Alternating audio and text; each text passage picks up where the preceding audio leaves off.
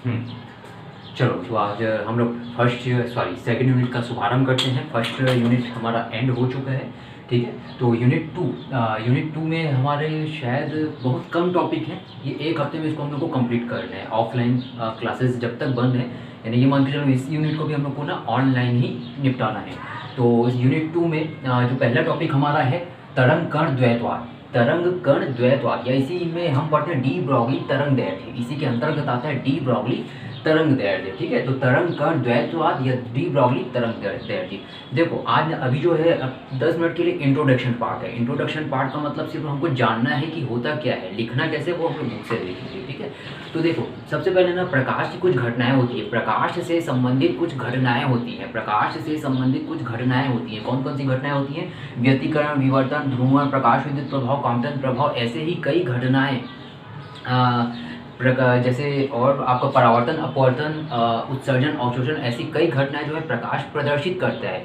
लेकिन प्रकाश की सभी बोलना चाहिए सभी घटनाओं को ना का जब हमको अध्ययन करना पड़ता है कि व्याख्या करनी पड़ती है, तो क्या क्या होता है, कभी कभी हमको प्रकाश को तरंग के रूप में मानना पड़ जाता है और कभी कभी हमको प्रकाश को कण के रूप में मानना पड़ जाता है। यानी प्रकाश से संबंधित सभी घटनाओं का अध्ययन करने के लिए सिर्फ हम जैसे अगर प्रकाश को तरंग मान के चलते हैं तो प्रकाश का तरंग सिद्धांत बोलते हैं। यदि हम प्रकाश को यह मान के चलें कि प्रकाश एक तरंग है तो उससे उसकी सहायता से हम ज़्यादा से ज़्यादा व्यतिकरण, विवर्तन, ध्रुवण, ये सभी घटनाओं का की व्याख्या कर सकते हैं। कैसे? प्रकाश को तरंग मानकर। लेकिन प्रकाश को तरंग मानकर हम प्रकाश विद्युत प्रभाव और कॉम्पटन प्रभाव जैसी अन्य घटनाओं की व्याख्या नहीं कर सके।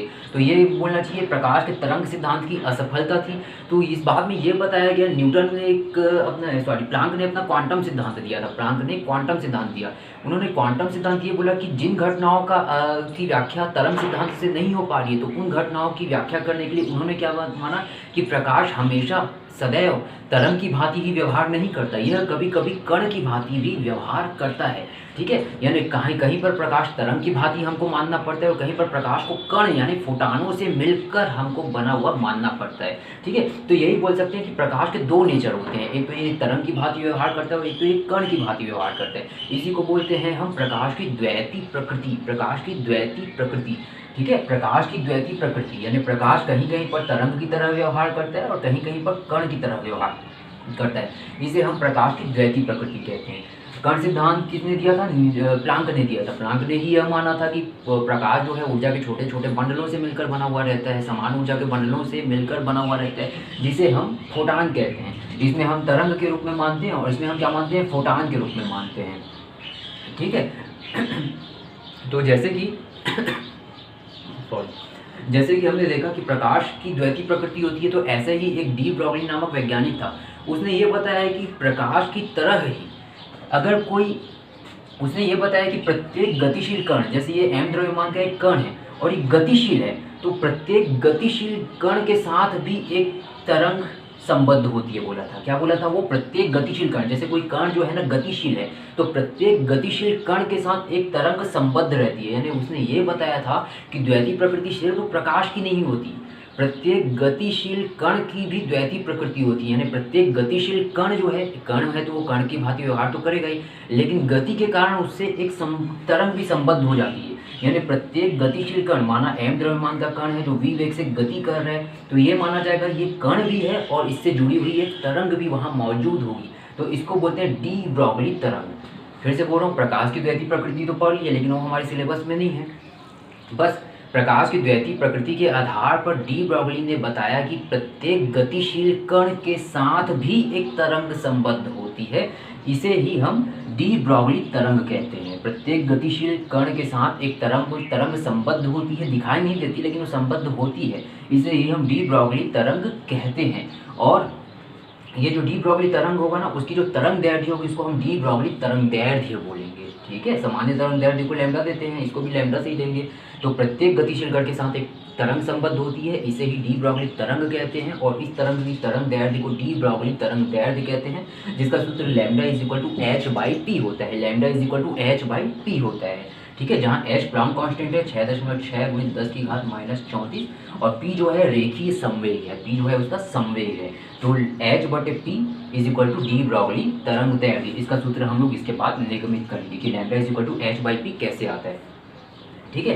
फिर ये जो सूत्र है ना lambda is equal to H by P, इसको 5 या 6 विभिन्न रूपों में आप लिख सकते हैं। आपकी बुक में ना 6 रूप दिया हुआ है, लेकिन हम सिर्फ इंपॉर्टेंट 5 फॉर्म को ही इसको देखेंगे। तो lambda is equal to H by P है ना, तो इसको हम लोग ऐसा भी लिख सकते हैं, lambda is equal to H by M V, क्योंकि संवेग का सूत्र आप जानते हो एम वी होता है। Lambda is equal to H by P का मान यहाँ पे 2m क्या आ जाएगा, अंडर रूट में 2m क्यू भी आ जाएगा, 2m ई भी आ जाएगा, यानी नीचे का बस टर्म चेंज हो रहा है, बाकी ऊपर तो एच एच ही है। तो ये कैसे निकलेगा, ये भी हमारा व्यंजक है इसके आगे, उसमें हम लोग देखेंगे। तो फिर से एक बार रिवाइज करवा रहा हूँ, प्रकाश की द्वैती प्रकृति को बता देना। वैसे एग्जाम में इतना लिखना नहीं पड़ेगा, तुम लोग सीधा चालू करोगी।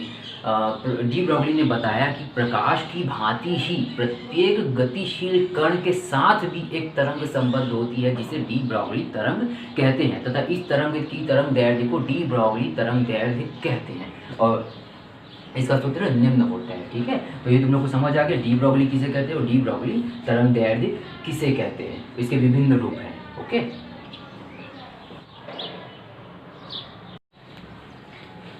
चलो, तो डी ब्रॉगली तरंग दैर्ध्य के बारे में समझ आ गया। डी ब्रॉगली तरंग दैर्ध्य लैम्डा इज इक्वल टू होता है H by P. D Broglie तरंग दैर्ध्य लैम्डा इज इक्वल टू होता है एच बाई पी। इसका हम लोग ना निगमन कर रहे हैं, ठीक है, निगमन यानी उपपत्ति कर रहे हैं इसकी, ठीक है, डेरिवेशन निकाल रहे हैं इसका, lambda is equal to H by P का। तो परिभाषा क्या लिखोगे डी ब्रॉगली के तरंग दैर्ध्य के बारे में, ठीक है। उसके बाद क्या लिखोगे, अब देखो ई का तुम लोग 2 सूत्र पीछे पड़े हुए हैं। फोटॉन की ऊर्जा कितनी होती है, E equal to H nu होती है, और पीछे जो पिछले यूनिट के टॉपिक में हम लोग पढ़े थे आइंस्टीन के द्रव्यमान ऊर्जा तुल्यता समीकरण में E is equal to M C square होता है। ये होता है ना, E is equal to H nu photon की ऊर्जा और E is equal to M C square Einstein के द्रव्यमान ऊर्जा तुल्यता समीकरण से कुछ नहीं करना है, दोनों को बराबर करना है, और दोनों को जैसे ही बराबर करोगे 2-3 लाइन आगे बढ़ोगे तुम्हारा H lambda is equal to H by P आ जाएगा। ठीक है, कैसे आएगा ये देखो, हम जानते हैं कि न्यू आवृत्ति के फोटॉन की ऊर्जा E is equal to H nu होती है, बहुत आसान, तथा आइंस्टीन के द्रव्यमान ऊर्जा तुल्यता समीकरण से E is equal to M C होता है, ये भी बहुत आसान, दोनों समीकरण के बराबर कर दो, तो एच न्यू बराबर M C square, H nu बराबर एम सी स्क्वायर। अब एम को एक तरफ रख के बाकी को ट्रांसफर कर दो, M is equal to H nu बटा सी स्क्वायर हो जाएगा। ये न्यू है, हाँ वी नहीं है, वी ऐसे बनाता हूँ मैं, ये हमारा न्यू है, ऐसे बनाना चाहिए लेकिन बनता नहीं है, लेकिन ये न्यू है। ठीक है, M is equal to H nu by C square है। ठीक है, अब देखो एम निकल गया ना, तो देखो lambda is equal to H by P है, हमको पी लाना है, जो लाना है उसको लेके चलते हैं, हमको पी लाना है, P is equal to M we होता है। तो क्या करेंगे, P is equal to M we होता है ना, संवेग क्या होता है एम वी होता है, लेकिन हम प्रकाश की बात कर रहे हैं, प्रकाश की चाल सी होती है ना कि वी होती है, तो P is equal to M c हो जाता है। तो वही कि p is equal to M c. ठीक है, एम की वैल्यू आप निकाल चुके हो पीछे, कैसे निकाले, 2 समीकरण को बराबर कर दिए, एम निकल गया, फिर एम से संवेग निकालने। ठीक है, तो एम की जगह पे एच न्यू बटे सी स्क्वायर हो गया, ये सी, इसका C cancel, square cancel, H nu बटा सी आ गया। अब यहाँ देखो पी आ रहा है, पी और लैम्डा लाना है एक तरफ हम लोगों को, एच तो है ही, ठीक है, हमको लैम्डा भी लाना है यहाँ पे। तो ये याद रखना, nu is equal to c by lambda होता है ना, nu is equal to 1 by lambda होता है, आवृत्ति तरंग दैर्ध्य का व्युत्क्रम होती है, लेकिन प्रकाश जब भी पढ़ोगे तो nu is equal to c by lambda होता है। तो nu is equal to c by lambda हो गया, या फिर सी इज इक्वल टू क्या हो गया, न्यू लैम्डा हो गया, सी बराबर न्यू लैम्डा हो गया।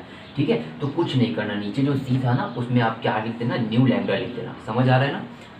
एच न्यू ऊपर था, सी इज इक्वल टू ये सूत्र लगा देना बाजू में ब्रैकेट में लिख के कि आवृत्ति और तरंग दैर्ध्य में यह संबंध होता है करके, एच न्यू बटे ये C is equal to nu lambda हो जाएगा, न्यू और nu cancel, P is equal to इधर पी आ रहा है ना, पी आ रहा है, तो P is equal to H by lambda हो जाएगा, P is equal to H by lambda हो जाएगा, P is equal to H by lambda हो जाएगा। ये संवेग और तरंग दैर्ध्य में संबंध है, पक्षांतर करो, लैम्डा इधर पी इधर, तो lambda is equal to H by p, यही डी ब्रॉगली तरंग दैर्ध्य का समीकरण है, जिसका सूत्र है डी ब्रॉगली तरंग दैर्ध्य का सूत्र है, यानी किस पर डिपेंड करती है, प्लांक कांस्टेंट पर और रेखीय संवेग पर निर्भर करती है। Lambda is equal to H by p. फिर से एक बार, यही सूत्र तो बहुत आसान है, एकदम से रटा जाएगा, कुछ नहीं करना है। ठीक है, बस शुरुआत क्या करोगे, डी ब्रॉगली तरंग दैर्ध्य किसे कहते हैं, तो प्रकाश, डी ब्रॉगली ने बताया कि प्रकाश की तरह ही प्रत्येक गतिशील कण के साथ, स्थिर कण के साथ नहीं, वो गति करना चाहिए विवेक से, प्रत्येक गतिशील कण के साथ एक तरंग संबद्ध रहती है। ठीक है, जिसे डी ब्रॉगली तरंग दैर्ध्य कहते हैं, सॉरी डी ब्रॉगली तरंग कहते हैं, और इसकी तरंग दैर्ध्य को डी ब्रॉगली तरंग दैर्ध्य कहते हैं, जिसका मान lambda is equal to H by p होता है, lambda is equal to H by p होता है। ठीक है, तो ये उसका सूत्र है। अब इसका ना 5 अलग अलग रूप देखते हैं। क्लियर, यहाँ तक समझ आ गया होगा। हाँ तो चलो, अब वो जो हमारा सूत्र आया था ना lambda is equal to H by p, उसके विभिन्न सूत्र देखते हैं, विभिन्न फॉर्म देखते हैं, विभिन्न स्थितियाँ देखते हैं। ठीक है, तो देखो lambda is equal to H by p क्या है, लैम्डा क्या है, तरंग दैर्ध्य है, एच तो हमेशा फिक्स रहेगा, पी चेंज हो सकता है। तो यहाँ पे क्या किया है, फर्स्ट स्थिति में हम जानते हैं, सीधी सी बात लिखी है कि हम जानते हैं रेखीय समय का सूत्र क्या होता है, P is equal to M we होता है। तो कुछ नहीं किया, lambda is equal to H by M v कर दिया। ठीक है, ये रेखीय समय के फॉर्म में है। यहाँ थ्योरी लिख देना, माना कि कोई एम द्रव्यमान का कण v वेग से गति कर रहा है तो उसका रेखीय संवेग mv होता है। माना कोई m द्रव्यमान का कण v वेग से गति कर रहा है तो p is equal to mv होता है। ठीक है, तो समीकरण 1 में इनके मान को रखने पर lambda is equal to H by mv हो जाएगा। अब क्या करना, दूसरा गतिज ऊर्जा के रूप में, ये क्या था, रेखीय संवेग के रूप में था, है ना। यहाँ से थोड़ी थ्योरी आप लोग और लिख सकते हो क्या, कि m का मान ज़्यादा होगा, यानी जो कण है, जो गतिशील कण है, अगर उसका द्रव्यमान ज़्यादा होगा तो उसका तरंग दैर्ध्य कम होगा, क्योंकि व्युत्क्रमानुपाती है, और इसका द्रव्यमान अगर कम ज़्यादा है तो तरंग दैर्ध्य कम, द्रव्यमान कम है तो तरंग दैर्ध्य ज़्यादा। ठीक है, वाइस वर्सा। ठीक है, सेकेंड, गतिज ऊर्जा के रूप में निकालना है। तो हम ये मान लेते हैं कि माना गतिज ऊर्जा कैपिटल के है, माना गतिज ऊर्जा कैपिटल के है, तो P से हमको K लाना है, P की जगह पे हमको K लाना है। तो P को K बनाने की हम कोशिश कर रहे हैं। कैसे कोशिश कर रहे हैं P को K बनाने की, K इज इक्वल टू गतिज ऊर्जा का सूत्र होता है हाफ एम वी स्क्वायर। अब यहाँ P लाना है, तो देखो अगर ये एम वी पूरे का वर्ग बनाऊंगा मैं तो ये P का वर्ग हो जाएगा। तो वही कर रहा हूँ मैं, ऊपर और नीचे m और m का गुणा कर रहा हूँ, तो ये m का वर्ग v का वर्ग हो जाएगा और नीचे m हो जाएगा। ये ऐसा लिख सकते हैं एम वी पूरे का वर्ग बटे m हो जाएगा, तो हाफ एम वी का होल स्क्वायर बटा m is equal to p हो जाते हैं, तो हाफ p स्क्वायर बटे m या p स्क्वायर बटा 2m हो जाएगा। ये किसका मान निकाल रहे हो तुम लोग, गतिज ऊर्जा का मान निकाल लो। तो अब क्या करना, पक्षांतर कर देना, p का वर्ग बराबर 2m के, तिर्यक गुणा से p का वर्ग बराबर 2m के, यानी तुमको p निकालना है, p is equal to root 2m के। समझ आ रहा है, हमारा मेन सूत्र ये है, लेकिन p को हम लोग पहले mv में चेंज किए, रेखीय संवेग में चेंज किए, फिर p को हम लोग क्या कर रहे हैं, गतिज ऊर्जा के रूप में लाने की कोशिश कर रहे हैं। मान लो हमारे प्रश्न में p नहीं दिया होगा, संवेग नहीं दिया होगा, गतिज ऊर्जा दी हुई होगी, और तुम लोग को बोलेगा कि इसका तरंग दैर्ध्य निकालोगे, तो ऐसा बोल दोगे कि पता ही नहीं, ये तो k आ रहा है यहाँ पे, तो p आना चाहिए, तो p से पहले k बनाए हैं हम लोग। ठीक है, ओके। इसके बाद ना क्या करना है अपने को, पी हो गया, ये सेकंड फॉर्म हो गया, ये सेकंड फॉर्म हो गया है ना, यहाँ तक ये सेकंड फॉर्म हो गया। समीकरण 1 हुआ, समीकरण 2 हो गया, समीकरण 3 हो गया। ठीक है, अब देखो गतिज ऊर्जा। ठीक है, अब इससे 3 सूत्र और बनाएंगे, इसी सूत्र से 3 सूत्र और बनाएंगे। अब देखो के गतिज ऊर्जा है ना, तो तीसरा पॉइंट ये है, इसको क्यू के फॉर्म में लाना, के को क्यू के फॉर्म में लाना, आवेश के फॉर्म में लाना। तो ये ना तुम लोग 12th में पढ़े होंगे, जब क्यू आवेश को, जैसे कोई क्यू आवेश रखा हुआ है, उसके बीच तुम विभवांतर लगाओगे, v वोल्ट का विभवांतर लगाओगे, तो ये क्यू आवेश क्या करता है, त्वरित गति करना चालू कर देता है। तो इस विभवांतर लगाने के कारण क्यू आवेश की गतिज ऊर्जा में वृद्धि हो जाती है। तो तुम लोग को सिर्फ इतना लिखना है कि क्यू आवेश को v वोल्ट से त्वरित करने पर उसके द्वारा प्राप्त गतिज ऊर्जा k बराबर क्यू वी होती है। क्यू आवेश को v विभवांतर में रखोगे ना, तो क्यू आवेश इतनी गतिज ऊर्जा प्राप्त कर लेता है। तो k बराबर क्यू वी शुरू में लिखना पड़ेगा, क्यू आवेश को v वोल्ट से त्वरित करने पर उसकी गतिज ऊर्जा k is equal to q v हो जाते हैं। तो हम लोग को पहले दूसरे में जाने की जरूरत ही नहीं है, सीधे तीसरे से रख देना, lambda is equal to H by 2m के था ना, k की जगह क्यू वी रख देना, तो h is equal to 2m q v हो जाएगा। ये तीसरा, हाँ ये पहला तो हमारा मेन सूत्र था, पहला दूसरा, ये तीसरा फॉर्म हो गया। ठीक है, तीसरा फॉर्म हो गया। अब चौथा फॉर्म। ठीक है, तो क्यू आवेश को तुम लोग v वोल्ट से त्वरित कर रहे हो, तो इलेक्ट्रॉन भी तो एक आवेश है। तो अगर ये इलेक्ट्रॉन बोल दे कि एक इलेक्ट्रॉन रखा हुआ है यहाँ पे आवेश की जगह, तो एक इलेक्ट्रॉन को v वोल्ट से त्वरित करोगे तो उसका क्या हो जाएगा, मान गतिज हो जाएगा, ev हो जाएगा। तो क्यू वी की जगह ev हो गया। ठीक है, अब क्या करना, 2 का मान तो है ही, h बराबर 6.6 गुणित 10 की घात माइनस 34, ई का मान होता है, यानी इलेक्ट्रॉन का आवेश 1.6 गुणित 10 की घात माइनस 19 होता है शायद। ठीक है, एक बार चेक करना, हाँ इलेक्ट्रॉन 1.6 गुणित 10 की घात माइनस 19, ठीक है।